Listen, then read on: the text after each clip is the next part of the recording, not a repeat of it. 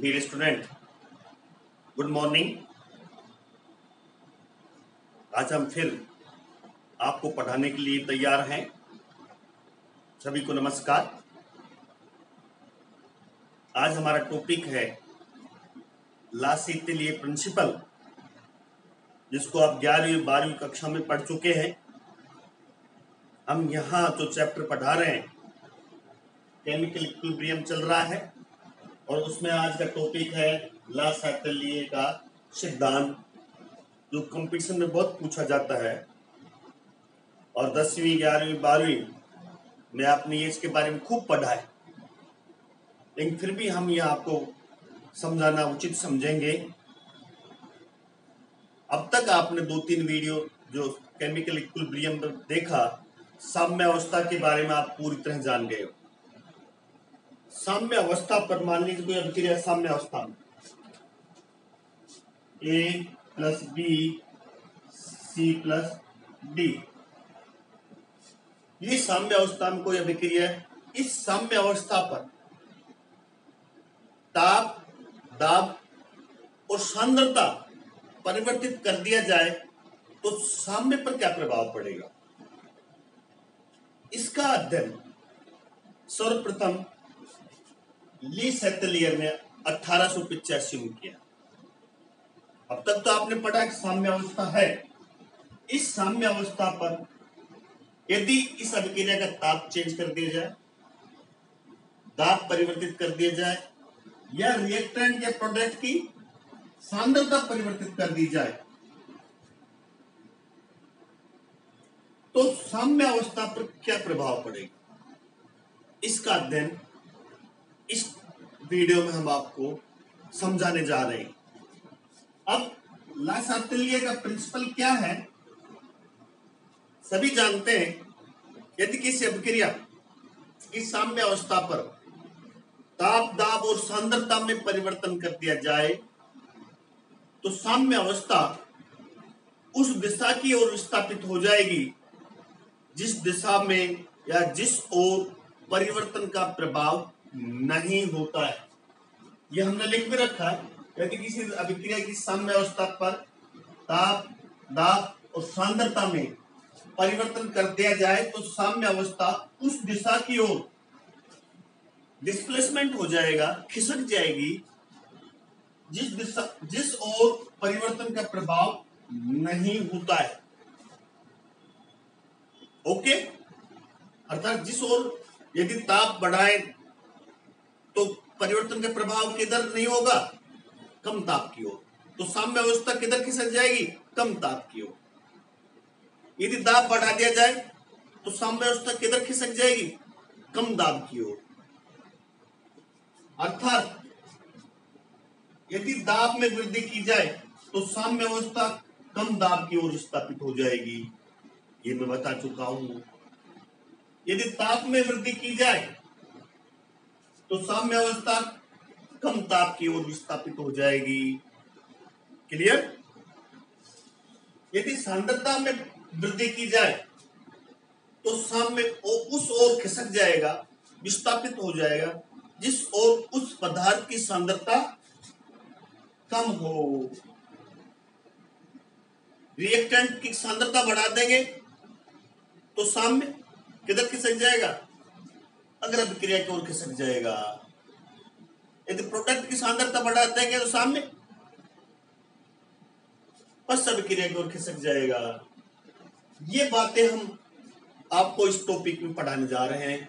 उदाहरण लेते हुए, फॉर एग्जाम्पल के लेते हुए हम इन तीनों ही प्रभावों का साम्य अवस्था पर क्या प्रभाव होता है, ताप, दाब और सांद्रता का, उसका अध्ययन करेंगे।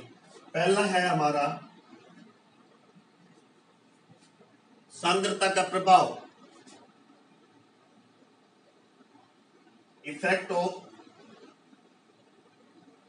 कंसंट्रेशन। सांद्रता का साम्य अवस्था पर कब और कैसा प्रभाव पड़ता है, इसके बारे में सोचेंगे। तो हम एक उदाहरण लेंगे। एग्जाम्पल, ध्यान दीजिए, N2 + 3H2 ये पॉपुलर एग्जांपल है 2NH3। क्लियर? ये अमोनिया बन रही है N2, 1 मोल N2 और 3 मोल H2 मिलकर 2 मोल क्या बना रहे हैं? अमोनिया बना रहे हैं। अब यदि इस अभिक्रिया में N2 या H2 की सांद्रता में वृद्धि कर दी जाए या NH3 अमोनिया उत्पाद की सांद्रता में कमी कर दी जाए तो साम्य किस ओर विस्थापित हो जाएगा? अग्र अभिक्रिया की ओर विस्थापित हो जाएगा। पुनः सुन लीजिए, रिएक्टेंट की सांद्रता N2 की सांद्रता बढ़ा दी जाए या H2 की सांद्रता बढ़ा दी जाए या फिर अमोनिया की सांद्रता कम कर दी जाए तो साम्य अग्र दिशा की ओर विस्थापित हो जाएगा। क्लियर? यदि अमोनिया की सांद्रता बढ़ा दी जाए या N2 या H2 की सांद्रता कम कर दी जाए तो साम्य किधर खिसक जाएगा? पश्चिम दिशा की ओर खिसक जाएगा। क्लियर? इसका तो तात्पर्य क्या है? यदि हम रिएक्टेंट की सांद्रता बढ़ा दें, रिएक्टेंट की या उत्पाद की सांद्रता घटा दें तो साम्य अग्र दिशा की ओर विस्थापित हो जाएगा, फॉरवर्ड डायरेक्शन की ओर डिस्प्लेसमेंट हो जाएगा। और यदि ध्यान दीजिए उत्पाद की सांद्रता बढ़ा दें या रिएक्टेंट की सांद्रता कम कर दें तो साम्य पश्चिम दिशा की ओर विस्थापित हो जाएगा। तो इस प्रकार से सांद्रता के प्रभाव को समझा सकते हैं कि ये उदाहरण लेकर यदि रिएक्टेंट की सांद्रता बढ़ा दें तो साम्य किधर खिसक जाएगा? अग्र दिशा की ओर खिसक जाएगा। और हम प्रोडक्ट की सांद्रता बढ़ा दें तब साम्य पश्चिम दिशा की ओर विस्थापित हो जाएगा। तो इस प्रकार से ये उदाहरण लेकर हमने समझाया। अब कंक्लूजन यही है, यदि रिएक्टेंट की सांद्रता बढ़ा दे या उत्पाद की सांद्रता कम कर दे तो साम्य अवस्था अग्र दिशा की ओर विस्थापित हो जाएगी। और यदि उत्पाद की सांद्रता बढ़ा दे या रिएक्टेंट की सांद्रता कम कर दे तो साम्य पश्चिम दिशा की ओर विस्थापित हो जाएगा। ये इस टॉपिक में हमने आपको समझाया किस तरह से सांद्रता का प्रभाव साम्य पर पड़ता है। दूसरा जो प्रभाव है हम effect of temperature, effect of temperature. इस इफेक्ट ऑफ टेम्परेचर में हम आपको जो समझाने जा रहे हैं सेम यही उदाहरण लेंगे, ताप का क्या प्रभाव पड़ता है, लेकिन इस ताप के प्रभाव को हम दो तरह से देखेंगे, एक्सोथर्मिक रिएक्शन और एंडोथर्मिक रिएक्शन। पहले लेते हैं हम एक उदाहरण लेंगे एक्सोथर्मिक रिएक्शन।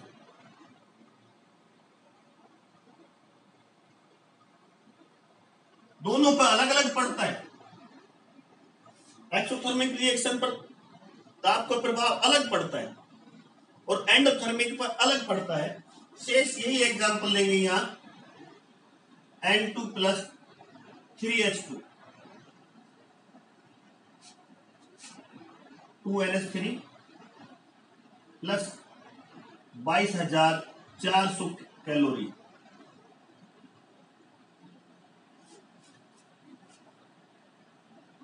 ऊष्मा मुक्त होती है। ये एक एक्सोथर्मिक रिएक्शन। यदि इसका ताप बढ़ा दिया जाए,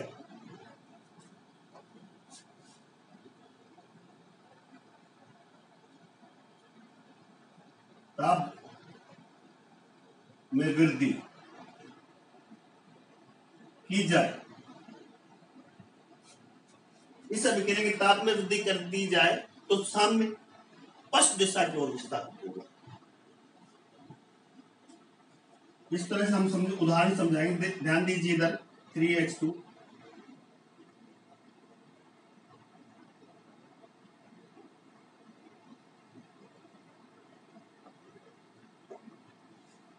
2NH3 22,400, तो साम किधर खिसक गया? पश्चिम की ओर।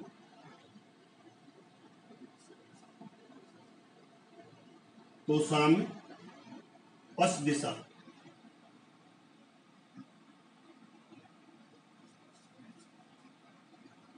की ओर विस्थापित होगा। ओके, हमने ये दिखाया है साम किधर खिसक गए, तीर का चिन्ह एक छोटा एक बड़ा है, पश्चिम दिशा की ओर विस्थापित होगा। कब इस प्रकार की जो एक्सोथर्मिक रिएक्शन है, इसका यदि ताप बढ़ा दें तो साम बैकवर्ड दिशा की ओर चला जाएगा, पश्चिम दिशा की ओर चला जाएगा। यदि ताप में कमी कर दें तो साम्य किधर चलेगा? अग्र दिशा, साम्य अग्र दिशा की ओर विस्थापित होगा। उदाहरण N2 + 3H2 2NH3 + 22,400 लिख ही देंगे तो साम कितना हो जाएगा?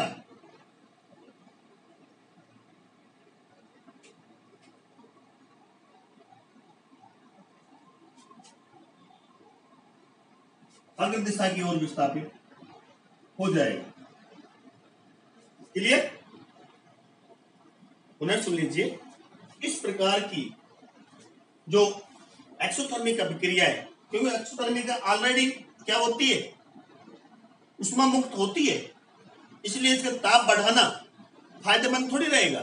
ताप बढ़ाने से क्या होगा? उत्पाद रिएक्टेंट तरफ बदल जाएगा, अर्थात अभिक्रिया बैकवर्ड चलने लग जाएगी, पश्चिम दिशा की ओर विस्थापित हो जाएगी।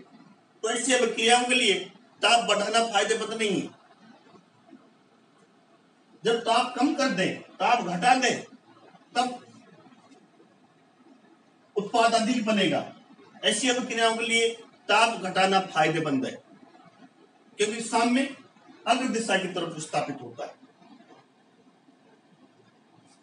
इस प्रकार से ये एक्सोथर्मिक रिएक्शन। यदि हम एंडोथर्मिक की बात करें तो इससे ठीक उल्टा आएगा। एंडोथर्मिक की बातें करें तो ध्यान दीजिए, हम एक उदाहरण लेकर समझाएंगे। हम बी एंडोथर्मिक रिएक्शन।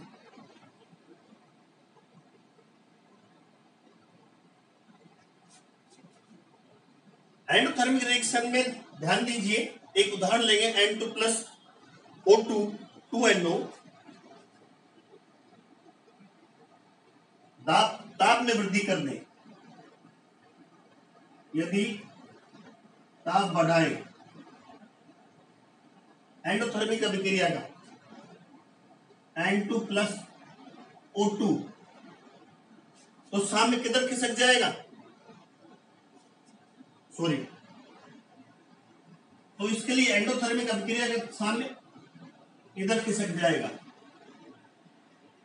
2NO 43,200 calorie. यदि ताप कम कर दे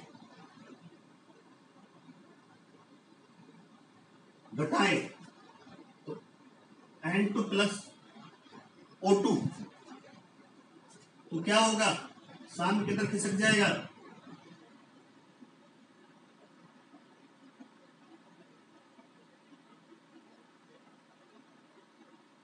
चलो इस उदाहरण को मैं और एक तरह से समझा रहा हूं। एंडोथर्मिक सॉरी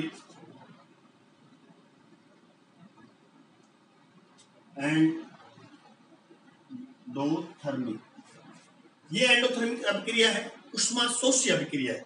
हिंदी में बता देता हूं, उष्माशोष्य अभिक्रियाओं में यदि ताप बढ़ाएं तो साम्य अग्र दिशा की तरफ विस्थापित हो जाएगा। कैसे की तरफ विस्थापित हो जाएगा, अग्र दिशा की तरफ विस्थापित हो जाता है, अर्थात उत्पाद अधिक बनेगा। ऐसी अभिक्रियाओं के लिए ताप बढ़ाना फायदेमंद है, क्योंकि उत्पाद की मात्रा अधिक हो जाएगी, अधिक बनेगा। यदि इस अभिक्रिया में ताप घटाएं तो साम्य पश्चिम दिशा की तरफ विस्थापित हो जाता है, अर्थात अभिक्रिया बैकवर्ड की ओर चलना आरंभ हो जाएगा। तो ये था ताप का प्रभाव एक्सोथर्मिक में। एक्सोथर्मिक में ताप घटाना फायदेमंद है। यदि ताप कम करेंगे तो साम्य अग्र दिशा की तरफ विस्थापित हो जाएगा और उत्पाद अधिक बनेंगे, अमोनिया अधिक बनेंगे सुधार। और एंडोथर्मिक अभिक्रिया में ताप बढ़ाना फायदेमंद है, क्योंकि ताप बढ़ाने से क्या होगा, साम्य अग्र दिशा की तरफ विस्थापित होगा और उत्पाद अधिक बनेगा। ऐसी अभिक्रियाओं को ताप बढ़ाना फायदेमंद है। कैसी अभिक्रियाओं के लिए, एंडोथर्मिक अभिक्रियाओं। ये नीट में पूछा जाता है, कई जगह इस तरह के क्वेश्चन पूछे जाते हैं। अब कब ताप बढ़ाना फायदेमंद है, कब किन अभिक्रिया में ताप घटाना फायदेमंद है। तो जो एक्सोथर्मिक रिएक्शन है वहां ताप घटाना फायदेमंद है। ताप घटाने से साम्य अग्र दिशा की तरफ विस्थापित होता है और उत्पाद अधिक बनता है। एंडोथर्मिक अभिक्रियाओं में ताप बढ़ाना फायदेमंद है, क्योंकि साम्य ताप बढ़ाने से अग्र दिशा की ओर विस्थापित होता है और उत्पाद अधिक बनता है। क्लियर? अब हम आपको पढ़ाएंगे ताप का प्रभाव। इनको मिटा देता हूं मैं।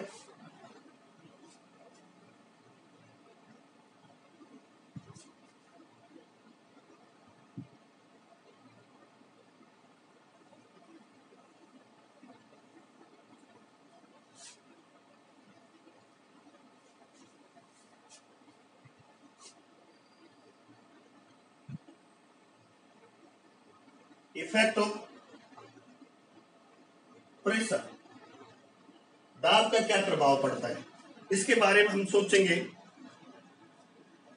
तो दाब का प्रभाव के लिए हम ज्यादातर बातें गैसीय अभिक्रियाओं के लिए करते हैं, क्योंकि दाब का प्रभाव गैसीय अभिक्रियाओं पर ज्यादा पड़ता है। और गैसीय अभिक्रियाएं भी इस प्रकार की गैसीय अभिक्रियाएं जिनमें अभिकारक और उत्पाद की सांद्रता में अंतर हो। जिन गैसीय अभिक्रियाओं में अभिकारक और उत्पाद के अणुओं की संख्या बराबर है वहां दाब का प्रभाव नहीं पड़ता है। दाब का प्रभाव ऐसी गैसीय अभिक्रियाओं में पड़ता है जहां अभिकारक और उत्पाद के अणुओं की संख्या भिन्न हो, अलग अलग हो, तो वहां दाब का प्रभाव पड़ता है। अब हम एक उदाहरण लेंगे, ध्यान दीजिए इस अभिक्रिया पे। H2 प्लस I2 2HI, एक सिंपल सी अभिक्रिया है, इस पर ध्यान दीजिए। 1 मोल 2 मोल, यहां 1 मोल ये है, 1 मोल ये है, 2 मोल ये। दाब का कोई प्रभाव नहीं पड़ता इस प्रकार की। दाब चाहे बढ़ाएं या घटाएं, इस प्रकार की अभिक्रियाओं में दाब का कोई प्रभाव नहीं पड़ता। यहाँ रिएक्टेंट के 2 मोल है तो उत्पाद के भी 2 मोल। मैं बता चुके जिन गैसीय अभिक्रियाओं में अभिकार और उत्पाद का अणु संख्या समान है और दाब का प्रभाव नहीं पड़ता। ओके, अब हम एक और अभिक्रिया पर ध्यान देंगे, हम मुख्य रूप से जो बार बार आपसे पूछी जाती है, N2 + 3H2। ध्यान दीजिए, 2NH3। यहां कितने मोल हैं रिएक्टेंट के और कितने मोल हैं प्रोडक्ट के? 1 मोल, 3 मोल, 2 मोल।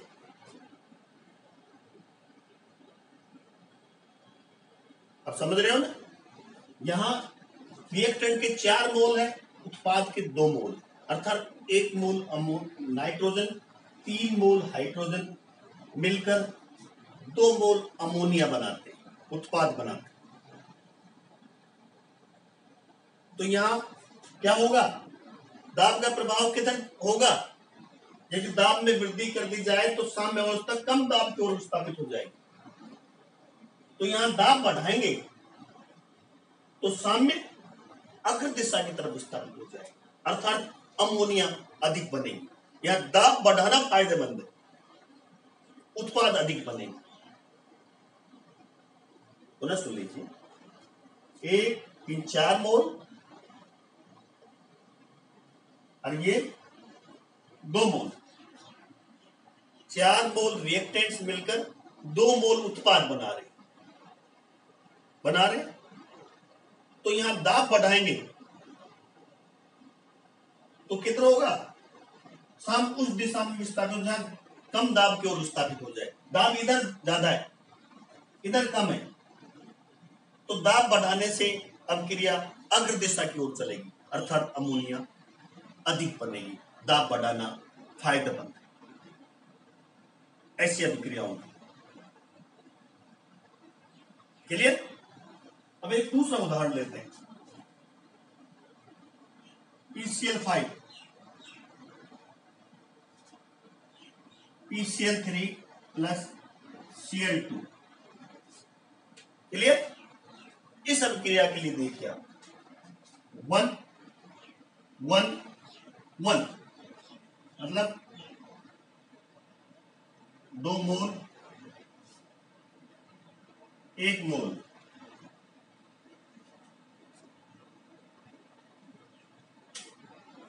ऐसी अभिक्रिया के लिए यहां 1 मोल PCl5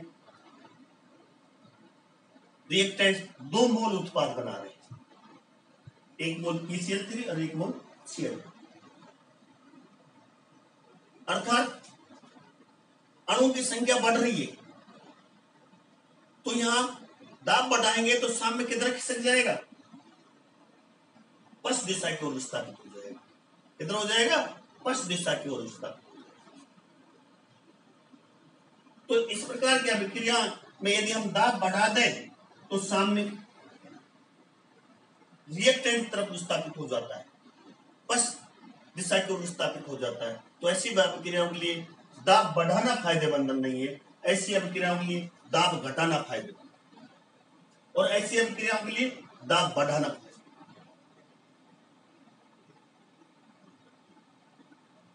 तो ये उदाहरण देख लीजिए आप, 2 उदाहरण दिए। यहां अमोनिया कब ज्यादा बनेगी? जब दाब बढ़ाएंगे। तो दाब बढ़ाने से अभिक्रिया अग्र दिशा की ओर बढ़ेगी। यहां दाब बढ़ाने से अभिक्रिया अग्र दिशा की नहीं आएगी, दाब किधर कम है? इधर कम है। इसलिए PCl5 जैसी अभिक्रियाओं के लिए दाब घटाना फायदेमंद है, और जो ये अमोनिया बनती है NH2 3NH2, यहां दाब बढ़ाना फायदेमंद है। दाब बढ़ाएंगे तो क्या होगा? उत्पाद अधिक बनेगा। तो दाब बढ़ाना फायदेमंद है, इस अभिक्रिया में दाब घटाना फायदेमंद। तो किस तरह से साम्य विस्थापित होता है, दाब का क्या प्रभाव पड़ता है, ताप का क्या प्रभाव पड़ता है, और सांद्रता का क्या प्रभाव पड़ता है। तो डियर स्टूडेंट, इसमें से question JEE Main, NEET, competition सभी में लगभग क्वेश्चन जरूर पूछ जाते हैं। यदि कोई क्वेश्चन केमिस्ट्री में ऑब्जेक्ट टाइप बनता है तो इसमें से मुख्य रूप से पूछ जाएंगे। Thank you very much. मैं professor Ramanand Yadav, government R college Alwar, Rajasthan, department of chemistry. आप मेरे YouTube channel Studyship with Ramanand Yadav को शेयर कीजिए, लाइक कीजिए और सब्सक्राइब कीजिए, और अपने दोस्तों को भी कहे वो भी शेयर करें, लाइक करें और सब्सक्राइब। विस्तृत अध्ययन के लिए मोना प्रकाशन की पुस्तकें पढ़िए, जो अलवर से प्रकाशन होता है, जिनका सभी केमिस्ट्री की बुक्स मिलती है। कृपया मंगाकर उनके पढ़िए, आप विस्तृत जानकारी आपको प्राप्त हो जाएगी। केमिस्ट्री बहुत ही जिए, घबराने की कोई बात नहीं, हंसिए, मुस्कुराइए। Thank you very much.